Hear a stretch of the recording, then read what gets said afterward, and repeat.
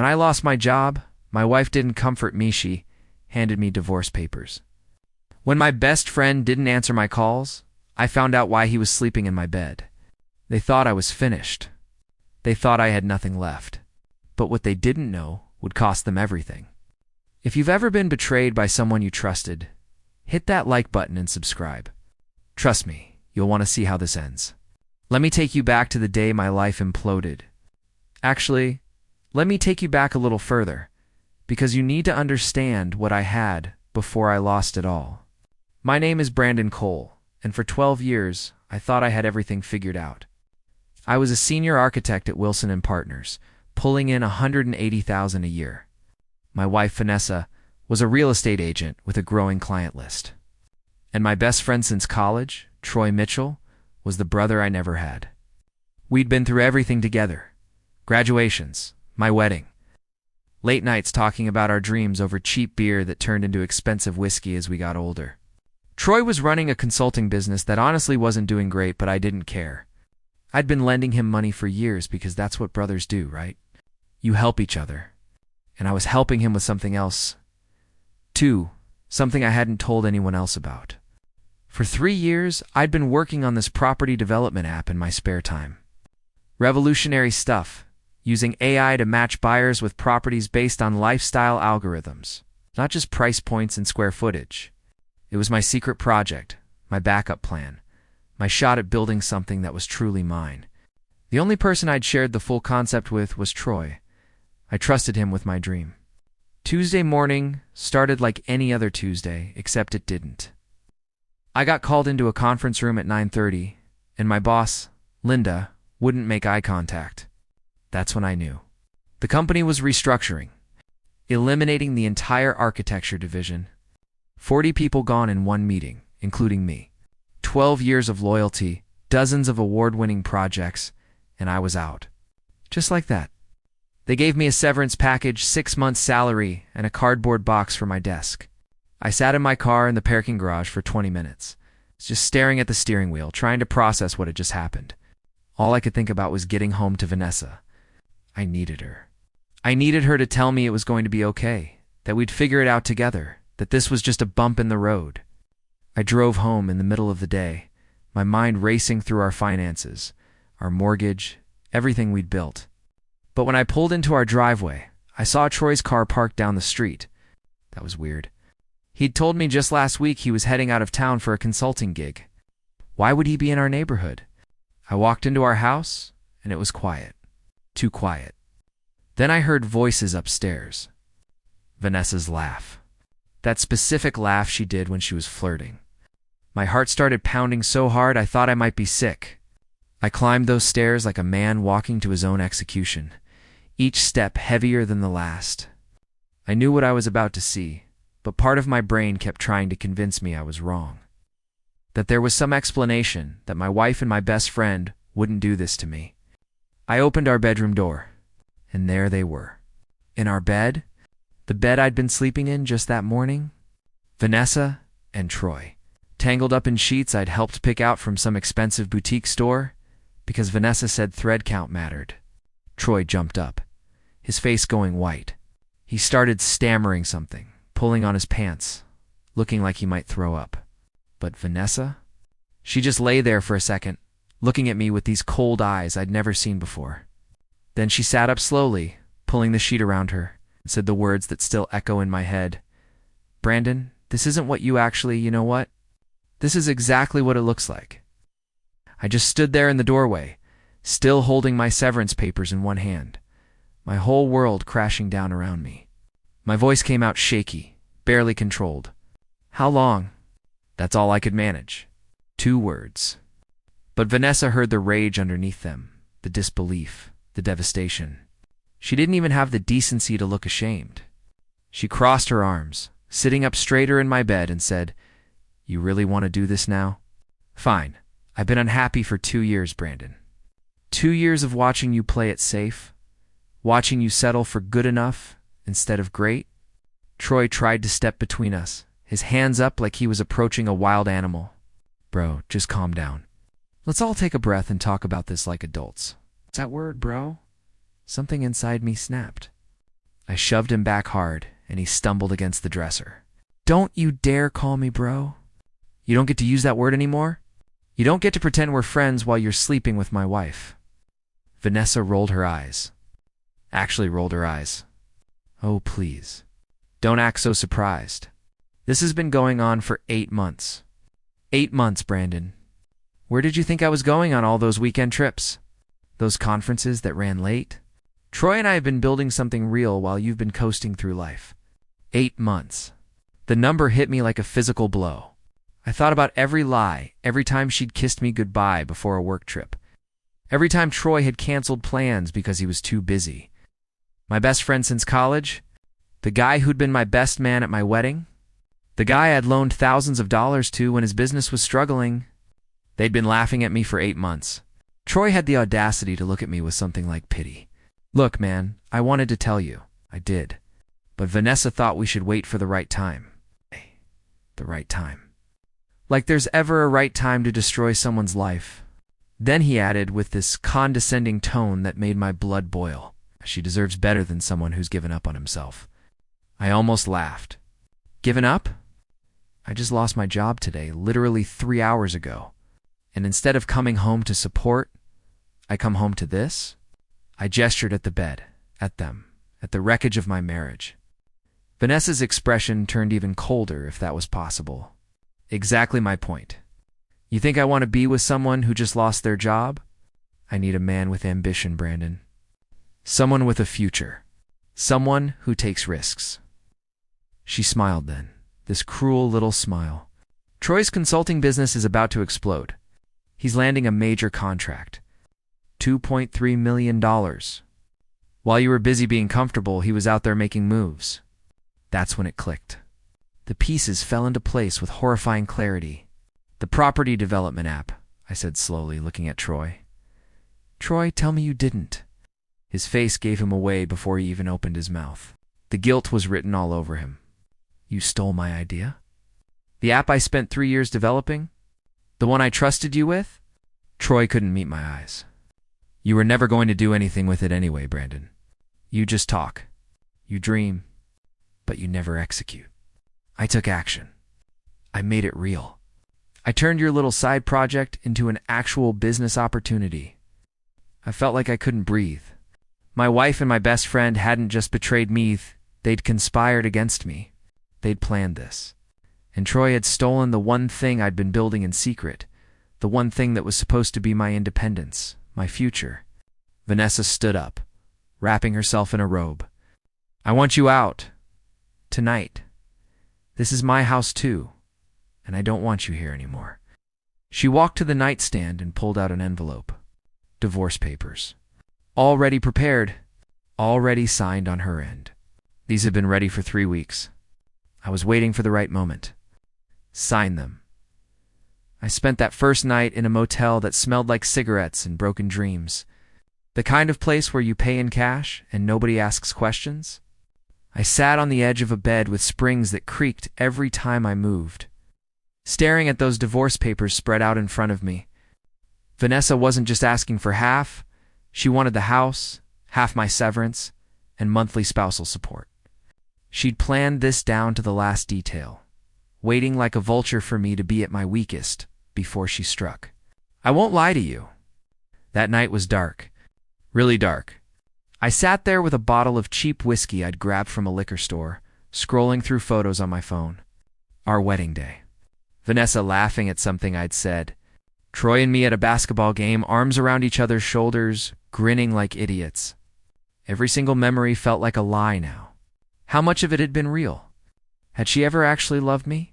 Had Troy ever actually been my friend? Or was I just convenient? Just useful until I wasn't anymore? I considered giving up. I considered signing those papers and disappearing. Starting over somewhere else. Somewhere nobody knew me as the guy whose wife left him for his best friend the same day he lost his job. I even pulled up job listings in other cities. Seattle, Austin, Portland. Places where I could be nobody, where I could nurse my wounds in peace. But when the sun came up the next morning, something shifted. Maybe it was the hangover clearing. Or maybe it was just survival instinct kicking in. But I looked at those divorce papers again, and I got angry. Not the explosive, destructive kind of anger from yesterday. This was cold, calculated, focused. They hadn't just betrayed me, they'd underestimated me. And that was going to be their biggest mistake. See, Vanessa and Troy thought they knew who I was. The safe guy. The cautious guy. The guy who played by the rules and colored inside the lines. But what they didn't know was that I'd been holding back. The app Troy stole? That wasn't even the final version. I'd been keeping the most valuable features to myself, the innovations that would actually make it revolutionary. Troy had stolen a blueprint, not the finished product. He had no idea what he was actually missing. I checked out of that motel and found a cheap, extended stay place, where I could actually think. Then I started making calls. First, to Rachel Winters, a colleague who still worked at Wilson & Partners. We'd always had a good professional relationship. She'd been one of the few people who seemed genuinely sorry to see me go. Over coffee, she told me something that made my blood run cold. The layoff wasn't random. Troy had been feeding information to my boss for months. Little comments about my commitment, about my focus, about side projects I was working on. He'd been systematically undermining me, setting me up to fail, making sure I'd be vulnerable when Vanessa was ready to leave. This wasn't just betrayal. This was premeditated destruction. They'd been planning this for months, maybe longer. Every piece had been carefully positioned. Get Brandon fired. Get him out of the house. Take his money, take his ideas, take his life, and leave him with nothing. But here's what they didn't count on. Troy and I had shared a cloud account for years, back when we were working on legitimate projects together. He'd forgotten about it, or maybe he just thought I'd never think to look. I logged in that night, and there it was. Everything. His pitch deck for the stolen app. Email chains with investors. Partnership agreements. Financial projections based entirely on my work. He'd even kept notes about how to present it, what to say, how to position himself as the visionary behind the concept. I downloaded everything. Every file, every email, every piece of evidence that proved what he'd done. Then I made backups. And backups of the backups? 3 months. That's how long I worked in silence while they thought they'd won. I used my severance to rent a small office space in a building downtown that had seen better days. Every morning, I'd wake up at 5, hit the gym to clear my head, then work until midnight rebuilding my app from the ground up. Not just rebuilding it, making it better. I added a AI integration that could predict market trends. Blockchain verification for transparent transactions. Features Troy couldn't have imagined in his wildest dreams because he didn't actually understand the technology. He'd just stolen the surface-level concept. Meanwhile, Vanessa was living her best life on social media. Photos of her and Troy at expensive restaurants, holding hands at the beach, champagne glasses raised with captions like "New Beginnings" and "Finally Happy." Every post was a knife, but I didn't look away. I used that pain as fuel. Let them celebrate. Let them think they'd gotten away with it. Their day was coming. I reached out to my old network quietly. Former clients who'd respected my work, architects I'd collaborated with on major projects, investors who knew my reputation. A soft launch builds fear to a select group of 50 beta testers, and the response was immediate. Within 2 weeks, I had a waiting list of 3,000 users. Real estate developers, architects, property investors, everyone wanted access. The app wasn't just good, it was game-changing. That's when Tech Venture Capital reached out. They'd heard whispers about what I was building and they wanted in. Their initial offer was $5 million for 20% equity. I sat in that meeting listening to them pitch me, and I realized something. I wasn't desperate anymore. I wasn't the broken man who'd checked into a motel 3 months ago. I had leverage. So I negotiated. Back and forth, playing hardball, till we landed on $6.5 million for 25% equity, and I maintained full operational control. They agreed. The money hit my account 2 weeks later. While my app was taking off, Troy's stolen version was dying a slow death. Buggy interface. Missing features. Users complaining in reviews about promises that weren't delivered. He'd built a house of cards on a foundation he didn't understand, and it was collapsing. But I wasn't going to just watch him fail. I was going to make sure everyone knew exactly why. I hired Morgan Reeves, the best intellectual property lawyer in the city. She had a reputation for being absolutely ruthless, and her retainer cost more than most people make in 6 months. But when I showed her my evidence, the timestamps on my original files, the email chains, the cloud history showing Troy's access and downloads, she smiled. "This is the easiest case I'll ever win," she said. We filed the lawsuit on a Thursday morning. By Thursday afternoon, Troy's investors had seen the filing. By Friday, they'd frozen all his funding.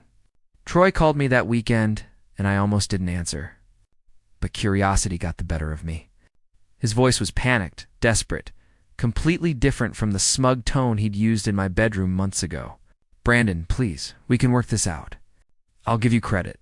I'll cut you in on the profits, whatever you want. Just drop the lawsuit." I let him finish. Let him beg. Let him feel a fraction of the powerlessness I'd felt. Then I said, very calmly, "You should have thought about that before you stabbed me in the back, Troy." And I hung up. Blocked his number. That chapter was closed. The dominoes fell faster than I'd even anticipated. Troy's consulting business collapsed overnight. The lawsuit made him toxic. Nobody in the industry would touch him. His major contract evaporated when investors realized the app was stolen property. His lawyer told him he was looking at millions in damages. Everything he'd built on my stolen work crumbled to dust. And Vanessa? She started calling too. The divorce hearing was scheduled for a Tuesday morning in late September, almost 6 months after Vanessa had handed me those papers. I walked into that courtroom in a tailored suit, clean-shaven, confident. I wasn't the broken man she'd kicked out anymore. Her lawyer tried his best, arguing that Vanessa deserved the original settlement because she'd supported my career for 12 years, because she'd sacrificed her own ambitions. It was almost funny listening to him talk about sacrifice, when his client had been sleeping with my best friend while planning my destruction. Then my lawyer stood up. Morgan presented everything: bank records showing Vanessa's affair timeline, text messages we'd subpoenaed showing her coordination with Troy, evidence of Troy's sabotage at my workplace. She painted a picture so clear that even Vanessa's lawyer stopped objecting halfway through.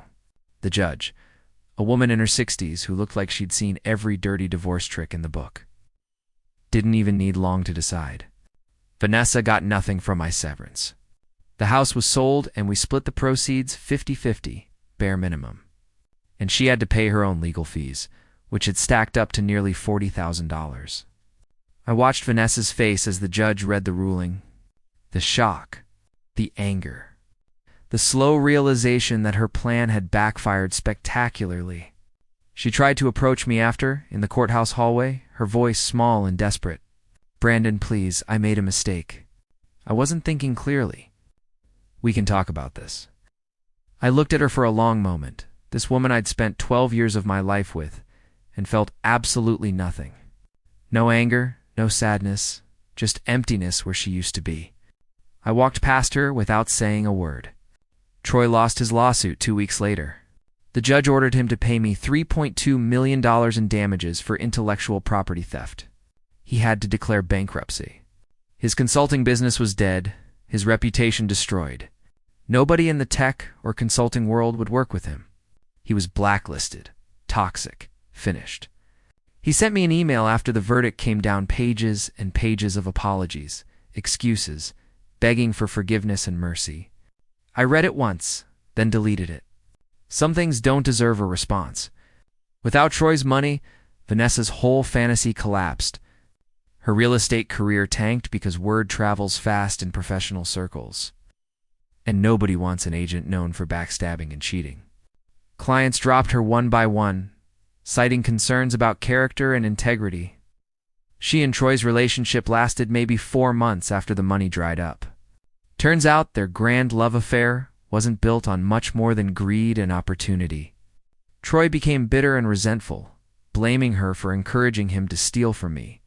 She realized she'd traded a good man for a con artist who dragged her down with him. I heard through mutual acquaintances that she moved into a small apartment across town, driving an old Honda Civic, struggling to make ends meet on irregular real estate commissions. She'd see articles about my success and cry, they said.